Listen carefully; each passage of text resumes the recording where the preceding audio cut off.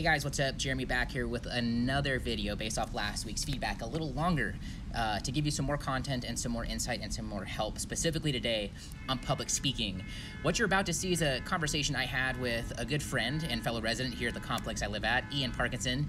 He is somebody, you'll hear about his journey a little bit, but he's a Purple Heart war veteran. He's had a crazy story, crazy experiences, and you'll hear kind of what some of those have been for him and now how he translates that into helping people from the stage. So if you're finding this video right now, then you're probably somebody who is a public speaker or is wanting to become a public speaker. Maybe you're sharpening up your skills, and who better to learn from than someone who's done this for the past few years, who's made a living doing it, and who does it actively. And so I selfishly wanted to have this conversation with Ian because I have my own questions. You see, I've recently started getting paid to speak after doing numerous workshop and public speaking appearances, and what I wanted to hear from Ian is some questions for how he goes about not only landing and getting gigs, but also what he does from the stage, what he does uniquely. And so you're going to hear some of the tips that he has for being a good public speaker, which means more than just being on the stage and speaking. There's a lot that goes into it, as you'll see me realize and as you see me learning inside of here. And so if you're somebody who is a public speaker, before we get into the video, I want you to be looking for just one thing that you can take from this. I know there's gonna be a lot inside of here. You should probably bookmark this if you're someone who's adamant about becoming better, but I want you to take one thing away from this, and for everyone it's gonna be a little bit different, but when you do find that thing, that aha moment, I want you to leave a comment. And I want you to just share what that thing is, because chances are there's a lot of people watching this focusing on that same thing, so maybe you can find an accountability partner or somebody on that same level with you, or you can hold somebody accountable, if not yourself, for something that you're working on in your public speaking career. No more needs to be said. Let's now get into my conversation with Ian.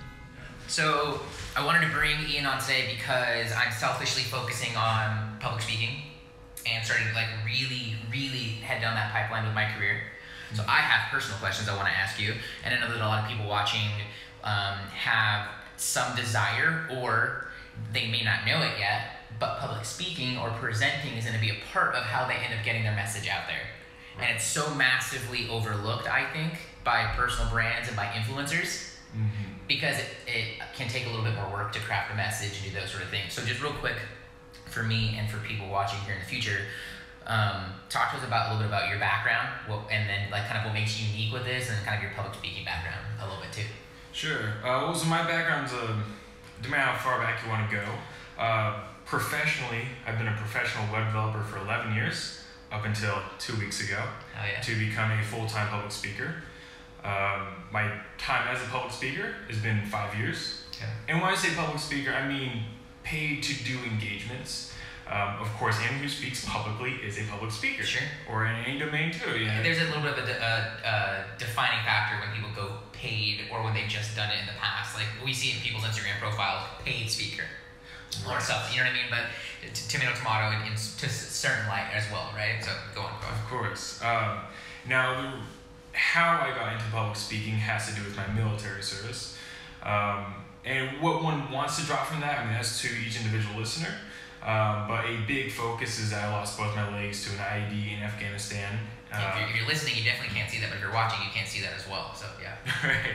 Right. Right, if you're listening, you can't see. But both the legs gone above the knee. And this was while serving as an infantryman in the U.S. Army with the 10th Mountain Division in Kandahar, Afghanistan. And so it all started by being asked to speak about, not necessarily my military service, but to speak to, it was actually at the Arizona Nurses Association, a function called the Promise of Nursing. And they just kind of said, hey, we want you to speak. And what ended up coming out was my experience with nurses. Were you expecting that? Not necessarily. It's kind of funny. Like, you know how when you are asked to do something, speaking, or you're working on, you're developing a course, or whatever it may be, what you think you're going to do versus what actually comes out, especially those like 2, 3 a.m. kind of hours, and it becomes this completely different thing, and you pull on different experiences in life. One of the last experiences I had just prior to getting out of the Army was speaking to a colonel who was in charge of medical staff, and she was bringing up this issue to me where a lot of medical staff, particularly ICU nurses, have these patients and who are in critical care, and then they go off and as they matriculate into their health development and rehabilitation and everything else, but they don't get to see that side, so they don't really know what's happening on these soldiers or service members or whoever. Yeah. So that's what ended up sticking out, and so I wanted to bring that message across. Like, here's kind of the end result, but it doesn't really make sense just to say the end. Right. So I decided to talk about 5 different nurses along the way. Interesting, and like different experiences with them. Exactly, and what made each of them unique, and why I remembered them, and why they were good, and one individual case bad. And so I accidentally did a lot of things, at least that I would consider correct with that engagement. Regardless, it's set off the ball to talk about a whole variety of things, and as part of it being I'm an amputee who, prior to losing my legs, I was a skateboarder for 10 years, and then got back onto it because I just wanted to. And a friend of mine made a video, and it became this thing on the internet. And so that became a topic. Then military experience became a topic, and leadership, and things like ownership, and forgiveness. All these other things all came together where I could actually finally branch out and talk about a whole bunch of different things. Nice. As everybody can. I can't express that enough. Everybody has something that's happened to them that can help others. Exactly. A ton. Yeah, and it's not always the obvious. Right. I don't mean to get too tangential here, but one of the things that it's expected of me to talk about is this hard struggle to relearn to walk. I've been, I think, somewhere around 30 surgeries. They weren't fun. I get that. In the time in the hospital, I had its setbacks and drawbacks, but I had such a solid support system. I had family that was there for me, friends that were there for me. I'm the unit that was there for me, and on top of that, just a phenomenal medical staff. And this was in 2011, 2013, which was going through rehabilitation. The Army had figured out how to get its soldiers through, everything they learned at the beginning of the Iraq and war in Afghanistan. So why I bring that up is, this was kind of easy. I like working out. I enjoy a challenge. My time in skateboarding taught me to enjoy every aspect of relearning to walk with prosthetic legs. It was fun for me.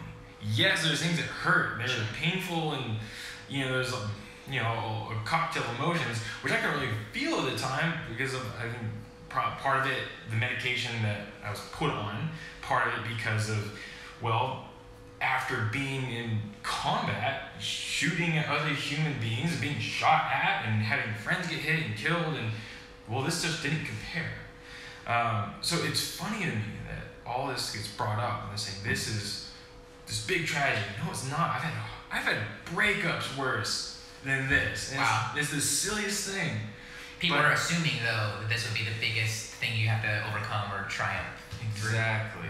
And so the message I really want to bring out is that, look, it doesn't have to be an obvious thing. It may be something that many people have gone through, but that is your relative big challenge. And just the way of bringing it back to speaking, everyone's got that thing. Everyone can relate to somebody. For sure. And now for you, it's kind of obvious, right? In this situation, like you have an immediate thing that you can go towards.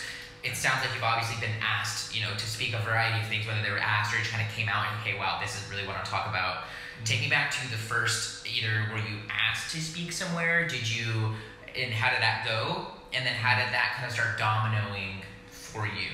Right. So the first real one, as I mentioned before, is the Promise of Nursing by Arizona Nurses Association, which I was asked by one of my best friends, now ex-wife, who was going through at that time, the Masters of Nursing. Okay. Prior to that, I had done a few little things, but as we all do, we've all given a presentation in school, sure, or whatever it was. Just prior to that, I had said a few words. My sister, who is an art therapist, had done a few art pieces for Brook Army Medical Center, and was donating to the facility, to which that was, guys, the first time as an amputee speaking to a group of people to do something. And then, so that kind of primed it to say yes to the Nurses Association. And the very next day after that, some nurses that were there, in fact, a close friend of mine, asked me to speak at the next day's event. And then the GoPro video came out. Actually, I didn't mention that. GoPro had done a video on me with skateboarding. Nice. And then that brought in a bunch of calls and emails. Some attention. A lot of attention, in fact. And how was that video positioned? How was it positioned? Yeah, like was it a call to action for people to reach out to you, or was it just like they're showcasing you and your story, and right, and like in that piece of it, people start reaching out, I'm sure, for a plethora of reasons. What made you kind of see people either being interested in? Like, was there any part of that video that really made, besides the fact that it's just telling that triumphant story? Well, to answer your first question, unless I missed something blatantly obvious, there's no real call to action. Okay.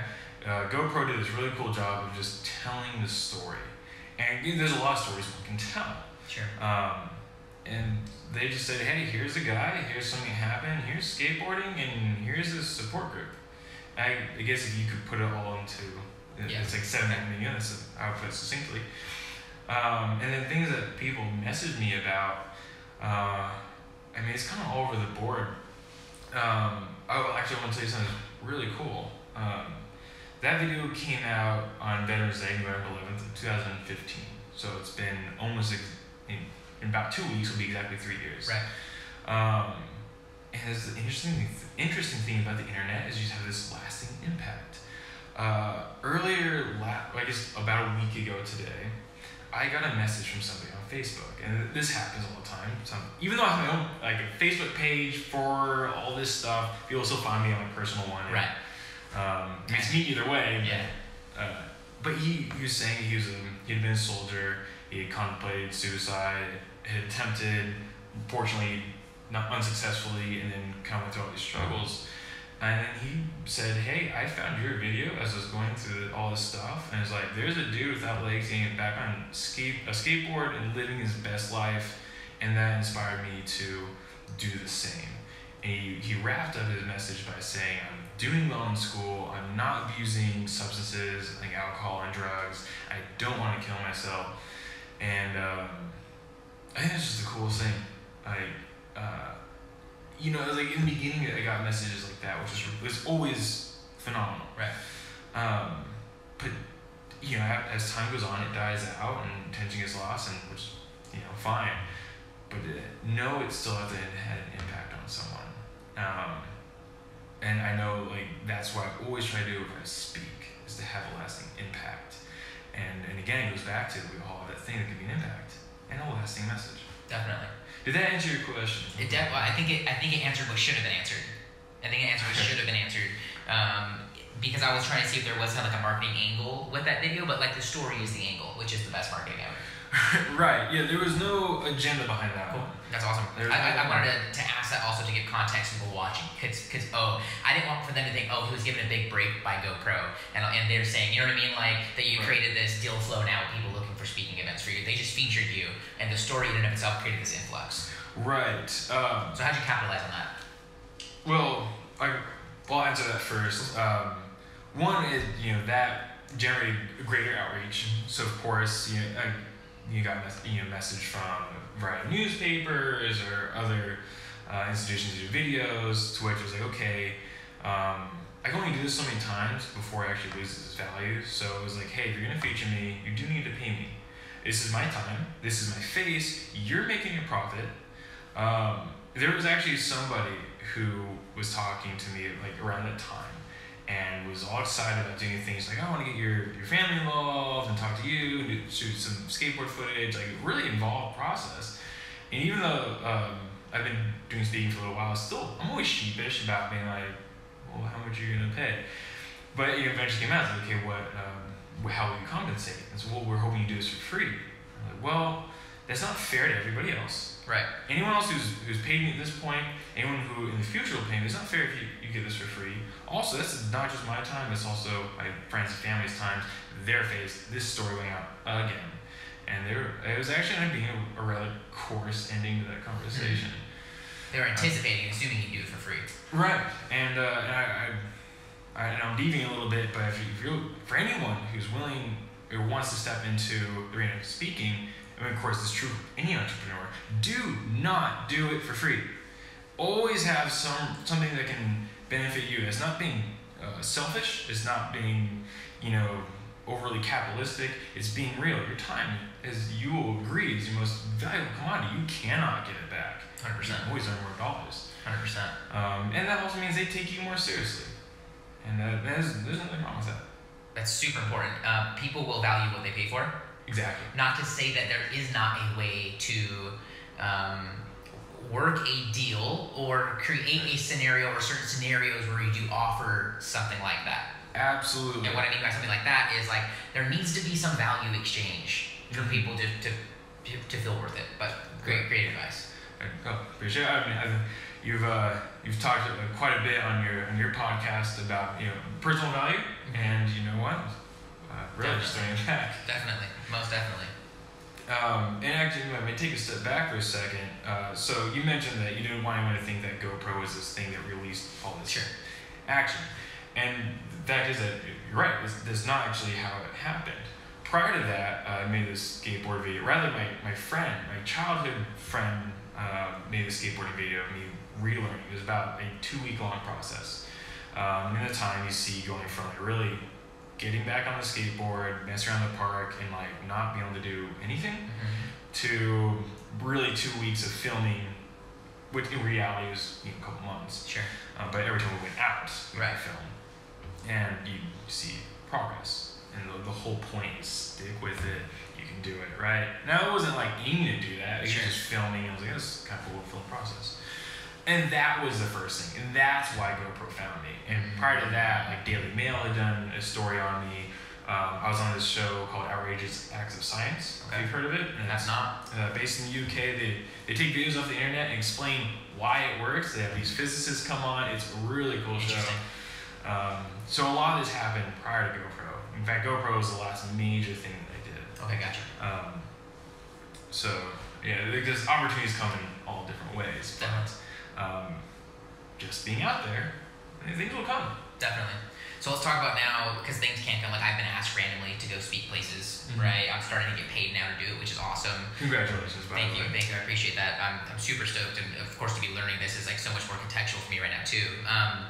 Talk to me about like what you do nowadays. Like how are you? Like what does that flow look like for gigs? Like for someone who's like green right now, maybe they just have a website. Maybe they have some YouTube videos. Like what does that process look like, or what have you learned through navigating that now? I'm actually probably a bad person to ask about that, and I'll explain why. So when I was a web developer, 11 years professionally doing it, I worked for myself. I had my own business, to which, except for the first year, I did no advertising whatsoever. It was all word of mouth. It was just networking, and things fell into play with that.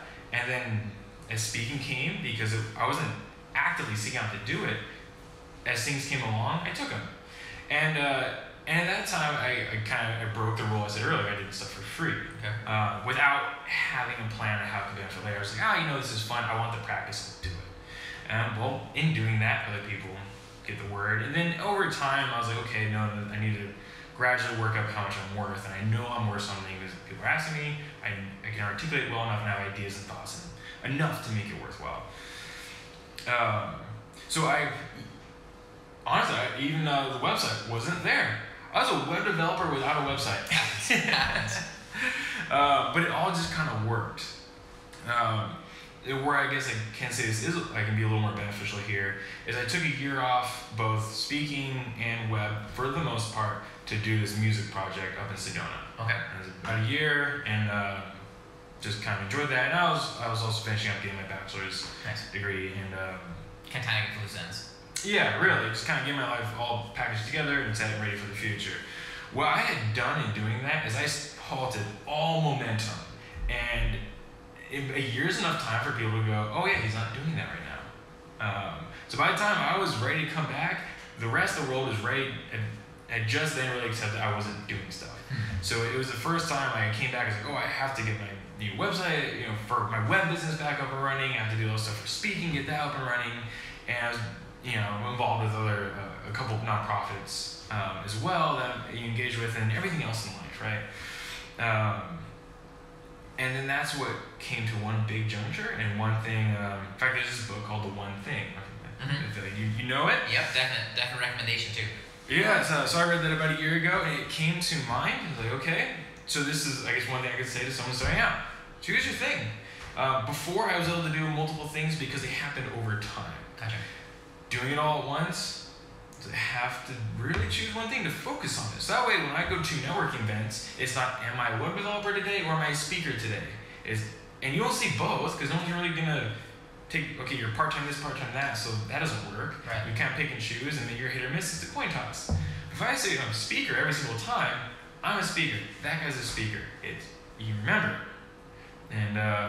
And you know, being a speaker is a little more tangible, at least in my case. And go, oh, look at this trick I can do with my legs and swing it around. And, right. And go, okay. You know, web developer is like, okay, maybe I'll see your portfolio. So, I think speaker in and of itself really sets people up in a different class, too. It's looked at differently, yeah. You know. As soon as you're getting up there, like as a speaker or author, like those people know that can be acquired very easily, right? Mm-hmm. So like that's why they have paid speaker, or you know what I mean, or they do like they kind of list levels of it so that other people in the industry, or other people who know how networking kind of works, can do that as well. But for anyone like who's considering this, if you own an agency, if you're offering a service, if you're wanting to write a book, like when you say that you're a speaker, you can still be the other things. Exactly. Which is like when someone would tell me, hey, you're coding or you do marketing or you do whatever, it's like it's this nebulous image that they're gonna assign. When you say that you're a speaker, people immediately are picturing you on stage from the crowd, looking at you in front of others, which is giving you social proof, which is incredible. But two, you're doing that yourself on top of that. Like I think saying that you're a speaker, being a speaker is a win-win. It's hands down a win-win. So yes, you were saying. Well, I fully agree with you. I think you're 100% right. And to use my personal example, when I say I write code, you know, people think of things like math or just code itself, and they don't really. They're like, oh, okay, sure, sounds good. Yeah. They don't want. They're not going to ask more about it. Right. They're not saying I need someone to write code for me unless it's a very specific instance. Right. You know, that's if they need something. Other than that, they're not. No one's going to go. So what is a recursive method? Right. Like, so what? But if you say when I say I'm a speaker, I mean, other than link back up. When I say I'm a web developer, they might ask, and the most they'll ask is, do you like design? Yeah, go, yes. I write the code, I create the aesthetic design for websites and applications. Done. What do you speak about? That's a whole conversation. That's a whole different conversation. Everyone can engage in that conversation. No one that I've come across is afraid or apprehensive to dive into that as they are with code. Right. So if you're talking about being a speaker, first of all, you do have to own what you're talking about, because you're going to get picked apart if you don't confidently say it. That one I've actually had a lot of difficulty with, because there's something about being like, I'm a speaker, I know what I'm talking about. Well, you better know what you're talking about. People are going to be shooting bullets through. Right, yeah, exactly. So that's another thing for anyone who wants to be a speaker. Well, not only do you need a message, of course I assume one has something they want to say, but really know it. That's really good. It's like crazy that you have to say that, but it needs to absolutely be said, 100%. Like you really have to. It does have to be congruent. Now, at the same time, you might be thinking that you are not arrived in where you want to be speaking on something. That's fine. There are still other things that you can find, right? Like I'm not going to be going and telling people how to be a millionaire or a billionaire. But I might be talking about the benefits of starting a business, or the journey that kind of comes along with that, or talking about leadership, or like other things I have experience in, right? And so like you can still navigate and not come from you're the guru or the sage perspective, and still get a message across. So I do want for people to understand that too. Like it's because you haven't arrived at this like one thing or what you see everybody else speaking on doesn't mean that should keep you from sharing the message that you do have, or finding an angle to share that message that is still transparent and that doesn't lead people astray or lead people into poking holes in what you are saying. That will make you nervous, it will make it incongruent. For people who are not getting asked yet to go and speak at something, like I in my personal instance, I have a public speaking background in high school and after, right? And so like I have those experiences already. I have a network of people who want for me to speak. I put videos out there so I get asked, right? I'm starting to get into how do I approach others or get others more specifically to be approaching me, which is ideal. For someone who maybe has not had the GoPro exposure or my experiences or even a life-changing big one like you have, what would you recommend those steps to be done, or what do you do to create that conversation of people asking you to speak and then paying for it as well? Well, I guess first of all, don't be afraid to ask to speak, and simultaneously ask to be paid for it. maybe if you don't have credibility, you don't have testimonials, then sure, be honest what you really think you're worth to speak. It's not free, but maybe a couple $100. And most places, any business, that's nothing. And you might have something valuable to say.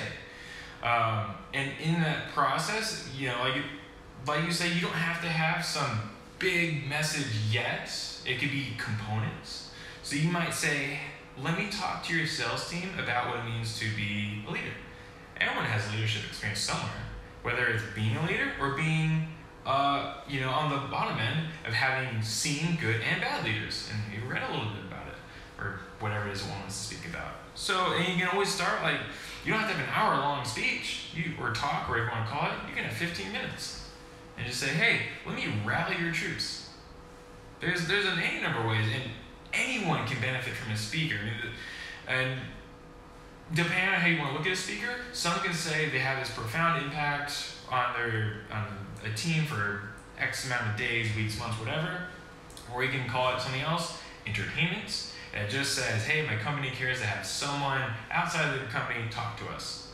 It doesn't really matter. Whatever angle you want to go with, whoever serves the company, you're a servant to whomever's listening to you. Right.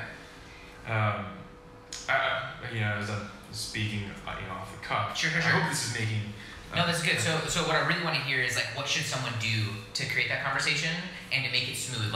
There's a pathway to getting the actual check and getting on stage. What I want to hear is, what do you do what's your pathway?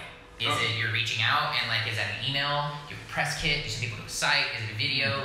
What do people need in order to be seen as credible and to get people to actually pen them a check and get them on their stage? Well, I'll tell you what, if you were to Google that exact question, or Bing, whatever, you will see some very simple templates. And all the speakers bureaus will say this. You have to have these to be on a speakers bureau. They'll say, you need a website. You need some video content on that website. And it's pretty simple. Somewhere where anyone can go and say, this is the person, this is their name, this is what they speak about, and video ideally, because then they can hear you talk. Right. You can have a great message, but if you can't articulate it, why are you a speaker? So those two things basically. So it doesn't have to be a website. Maybe it's another social media platform. Sure, or a YouTube channel could suffice, I think, in certain situations. Absolutely. Yep. A YouTube channel is great. Especially with someone like you who's putting out regular content. You can say, look at this, I'm consistent, I have a variety of messages, here's all I talk about, and here's the comments, here's the messages, here's the views. You can have all these things laid out. But anything where someone can actually see you, you can get away with it without having that stuff if you have testimonials and word of mouth. That's how I got away with it for so long. It was just the spread of the word and having people with credibility speak on my behalf. I'm only where I'm at because of other people seeing something in me. Absolutely, same, or seeing it in you and putting yourself in a situation for others to see that same thing too. What mistakes have you learned from in the acquisition and booking of your public appearances? What have you learned, prior to getting on stage? What's been your experience, or are there any key learning things that you've taken away from that process? Well, I think one that we talked about earlier is not appropriately pricing yourself. For me, it's never been overpricing myself. It was not having enough, I don't know what the correct word is here, but not believing myself enough to know my worth. Okay. So I think that's a mistake, because you get burnt out. Sure. Or you continue to track those who aren't willing to pay or can't pay or won't pay much. So yeah, sure, one can say if you love something, you're willing to do it for free. But the reality is you have to pay your bills. Right. So I think that was a personal mistake of mine. And one I see frequently. And when you talk to any major public speaker, this is the thing you have to do. Rehearse what you're going to talk about. Yeah, I'm not saying memorize word for word. Actually, I don't recommend that at all. Right. Now, granted, I have an extemporaneous style speaking. Same. Mine's very off the cuff. Yeah, mine's very. I can pick a word and go on it, or I can pick a sentence or a phrase or a theme or those sort of things. That's a lot of experience too.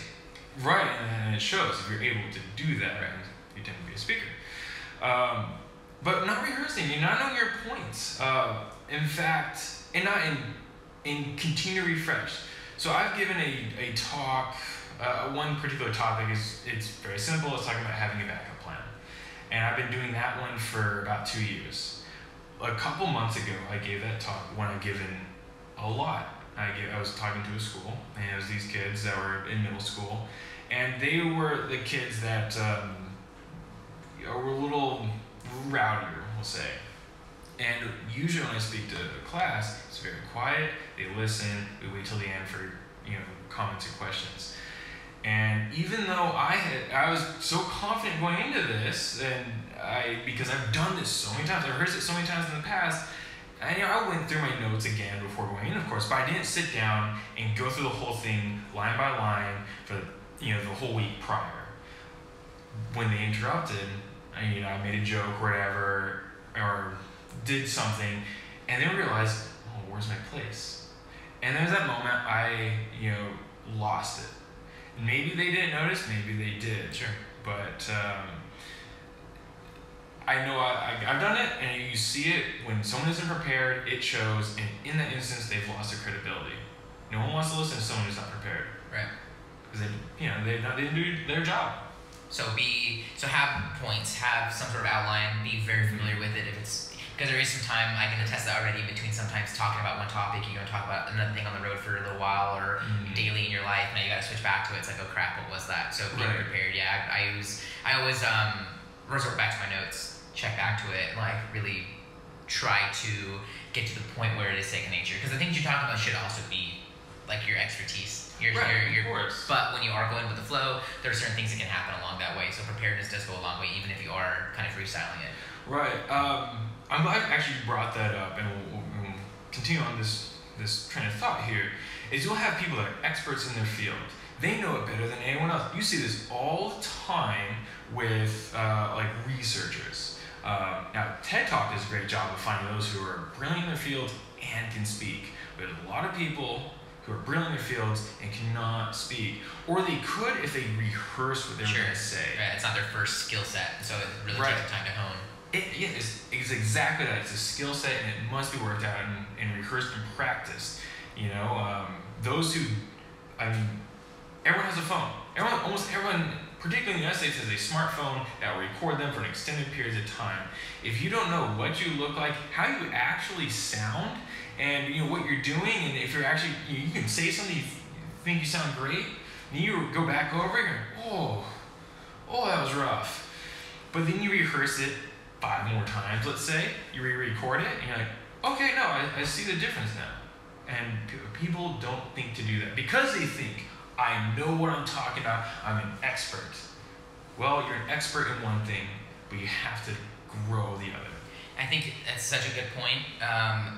We're in a society that's so trained now on entertainment, being entertained, that like, I don't care if you're writing code for an application, you're writing a blog post, or you're speaking in front of a group of people, we have to remember the current times that we live in which people don't want just to be slammed with information.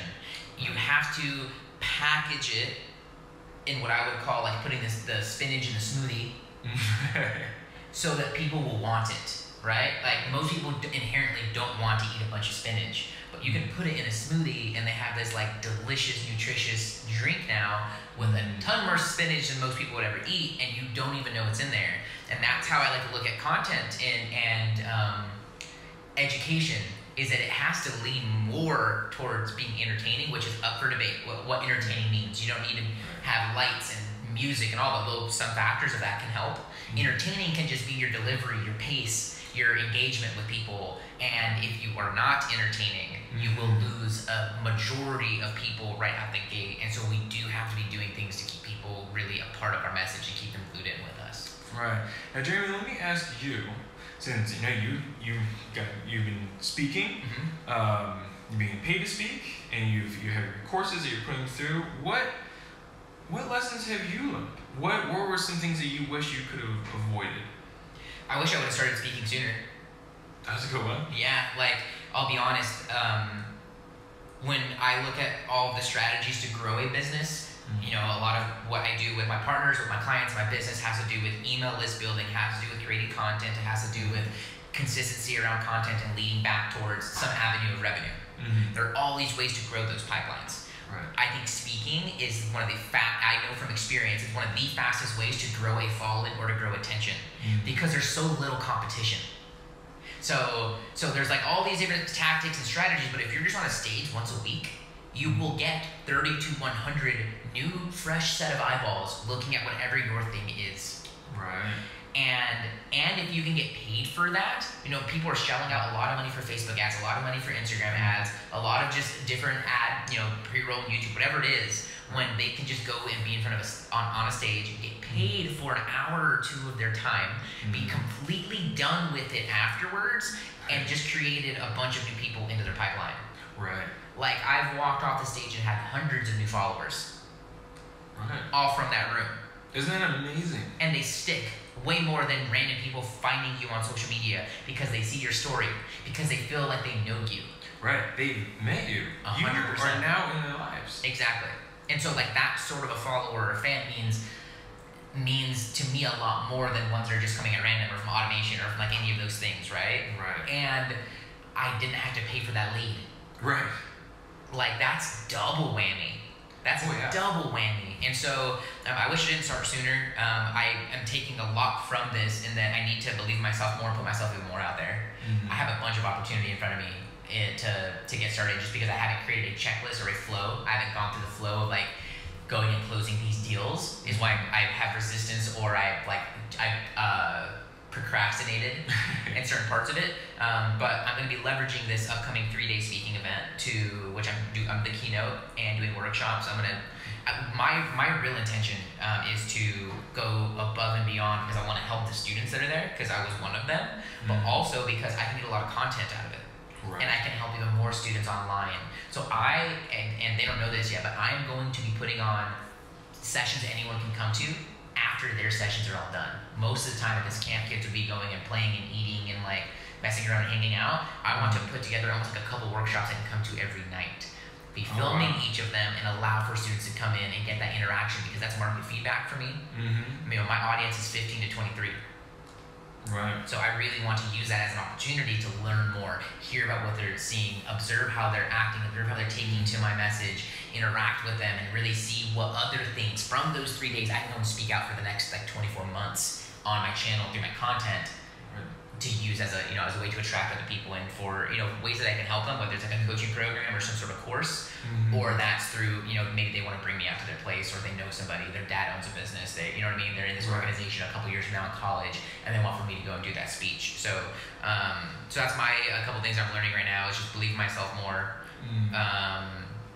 charge, right? I did take a free one in November, but I think that will help me in credibility wise. It's the third time they've asked me back. And then, wish I started sooner.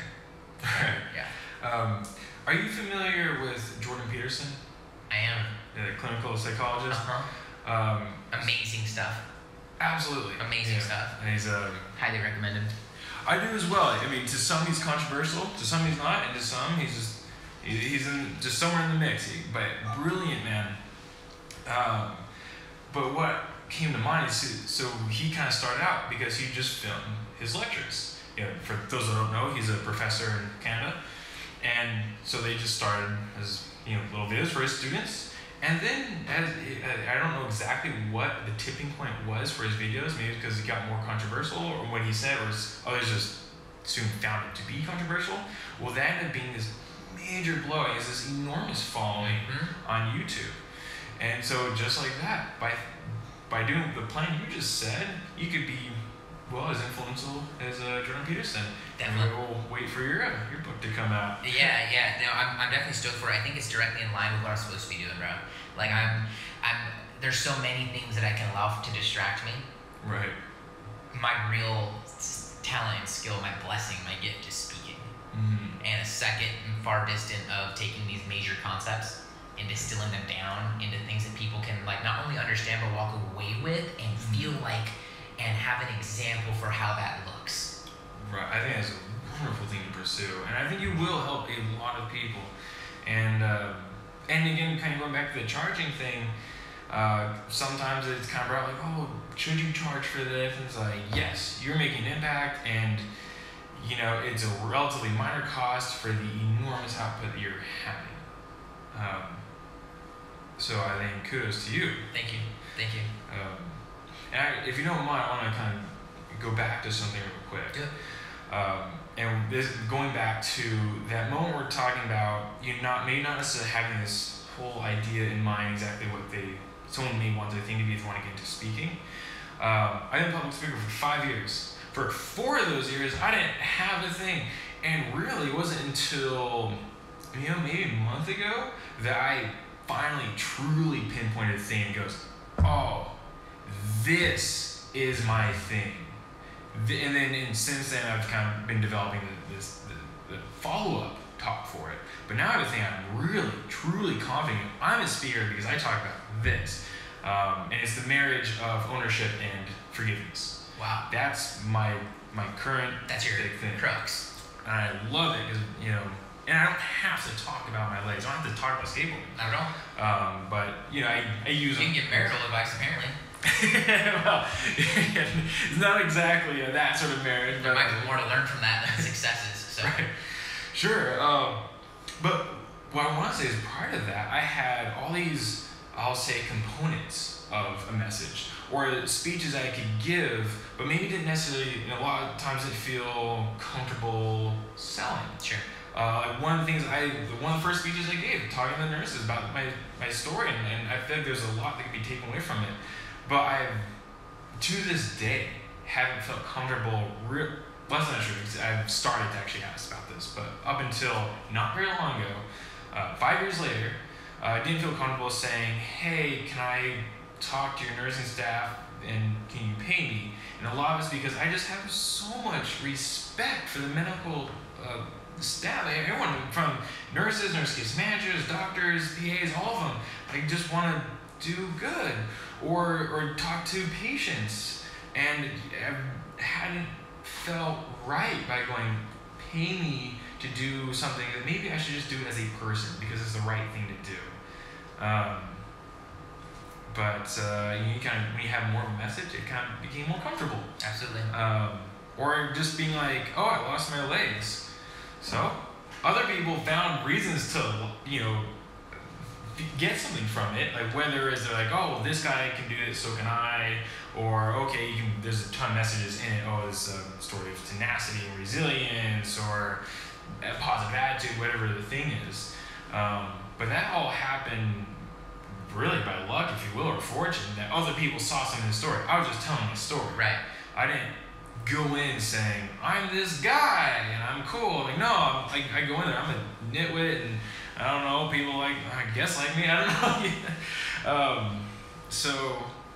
So my point being, you have this thing, just start telling a story. Like you said, if you wish you started earlier, well, just go start telling this thing. And if it has to be only 15 minutes, that's all it needs to be.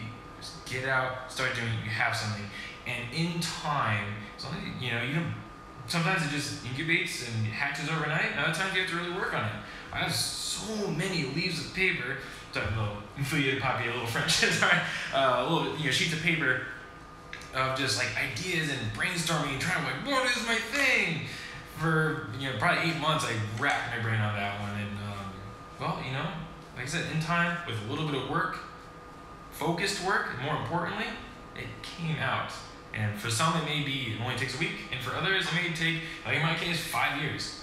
But we might not know for 10 more years whether we were there or not. Right, and it'll change over time. Of course, it will always change, and you can, I guess, but you really shouldn't only have one message your whole life. It means you're not growing. So, get out there.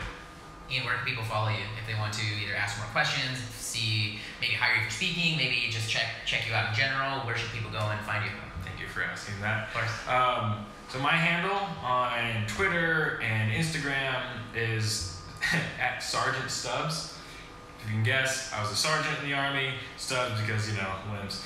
On YouTube, it's just Sergeant Stubbs. And then a website, ianparkinson.me. Perfect. I'll link all those up so that's easy for you guys to find. Thank you for sharing your wisdom today. thank you for having me, and thank you for expressing your side of things. And actually, there's a lot of things. Every time you and I speak, I always get something out of it, and I greatly appreciate it. Of course, brother, I appreciate that a ton. Thanks for watching, guys.